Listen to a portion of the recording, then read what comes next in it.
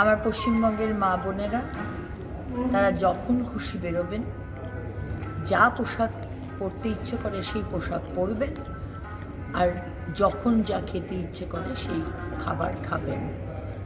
কেউ বলবে না আপনাকে কি পরতে হবে, কি খেতে হবে, আর কখন আপনার বেরোনো উচিত বা কখন আপনার বেরোনো উচিত নয়। আমরা বলবো না রাত্রির 8টার পর মহিলারা বেরিয়েছে কেন।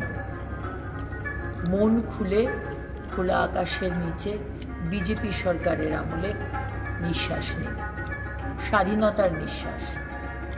এবং আরেকটাও সুখবর, এতদিন উইমেন হেল্পলাইন নাম্বার ছিল না, আমরা বহুবার বলেছিলাম। তাই খুব শীঘ্রই 181 উইমেন হেল্পলাইন নাম্বার আমরা চালু করতে শুরু করেছি, চালু করব খুব তাড়াতাড়ি, খুব শীঘ্র। এবং এই নাম্বারে ফোন করলে সঙ্গে সঙ্গে জিও ট্যাগিংয়ের মাধ্যমে আপনি কোথায় রয়েছেন, কোথায় আপনি সমস্যায় পড়েছেন, সেই আপনার পজিশন, লোকেশন সঙ্গে সঙ্গে সেই থানার যে আমার সংকল্পপত্রে সেখানে আমাদের সরকার মাননীয় প্রধানমন্ত্রীজি বলেছেন প্রত্যেকটি থানাতে মহিলা হেল্প ডেস্ক থাকবে, সেই থানায় সেই কানেকশন হয়ে যাবে।